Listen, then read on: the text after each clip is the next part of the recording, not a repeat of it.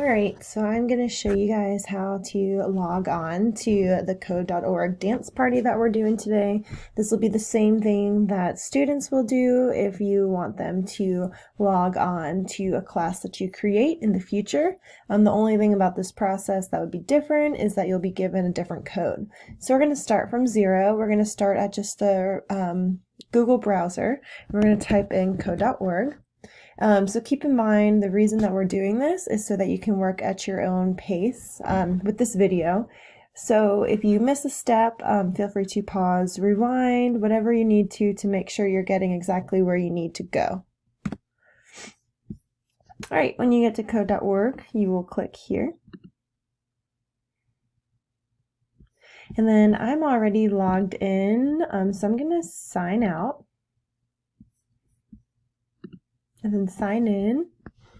This is the screen that you guys will see. You're going to sign in with Google. You want this to be your YKSD email when you sign in as a teacher or a student.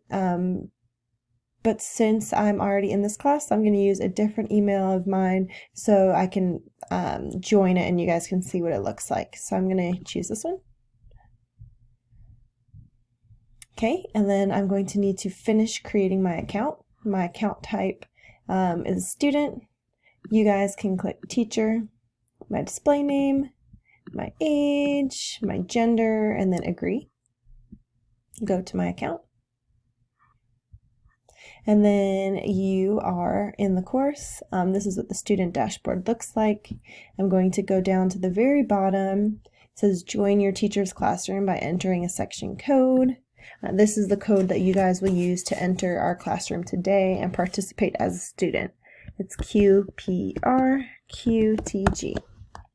So QPRQTG. Remember, you can pause this video, rewind, whenever you need to if you didn't catch that. And then I'm going to hit join. And then success, I have joined the dance party. So I'm going to click here in order to get started. So you guys will experience this as a student. So this is what it looks like. So what you guys see, the dance party is not part of the code.org curriculum, so to say, but everything that you guys see during this, what the code looks like, what the instructions look like, the steps that students take when they're in the program is all the same. So you guys will be able to experience that firsthand. So you can look at all of these to tell you kind of what these different codes mean. And then you can see that the dance party has 10 steps in order to finish. So I'm going to click on try now.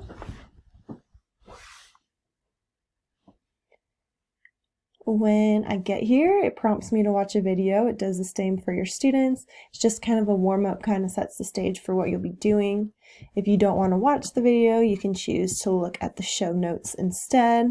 It explains what you're supposed to be doing. And then once you're through watching those, looking at those, you can exit out of it.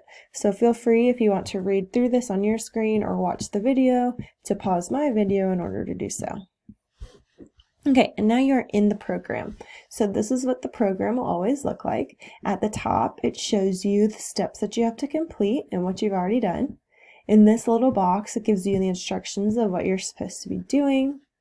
On this left-hand side will show you what your code has created, and then this is your workspace of where you will create your code. So it says what exactly you're going to be doing, and then if you're a little confused as to what to do, you can see this light bulb. There are 2 hints. You can click on it and say you want a hint, yes, and it tells you. If that's not enough, you can click on again, say you want a hint, yes, there's your second hint. So we are going to get started. So I'm going to just follow the directions and do what it says. And then there I just wrote my first line of code, which is awesome. And then if I want to change the character or change the positioning, I can do that here. It also gives me the ability to change the song. A lot of these are really engaging songs for students, so you can pick that there. And then you hit run. Now know when I run this, the song will play, so you will want headphones as you're working, but the video program that I'm using to record this doesn't play sound from my computer, so you won't hear any noise from my computer.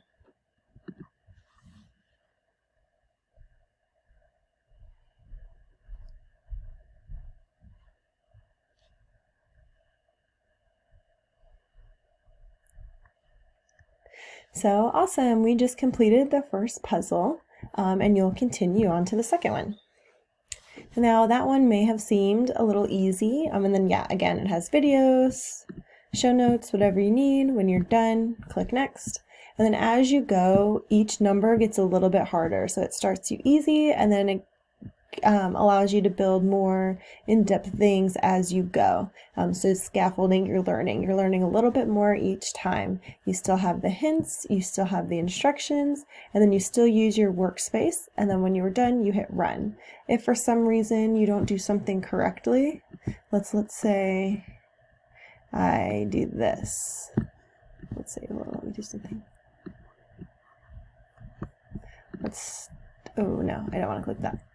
So let's say if my code isn't correct, which this one is, but if my code doesn't work for some reason, when I go to run, it'll say error at the top, and then it'll tell you what you need to fix in order to work. So once you're done, you'll get to screen 10, and this is where you guys are going to share your work on the PowerPoint or the slideshow. So right here, time to share. When everyone at your site is finished, take turns watching each other's videos. At the end, decide which video is your favorite and share that link here. So when you're sharing at your school, when you're on page 10, just hit run or share. Yeah, just hit run right here. And you guys will be able just to flip your computer screen around and then just watch it on here. And then decide that way after you see everybody's which one is your favorite. Then when you're ready to share it, you'll click share. You will copy this link. Then you will go to the presentation and paste it at your school. Okay, and then if you click the little link button, this right here, now anybody from our district can go and watch your creation.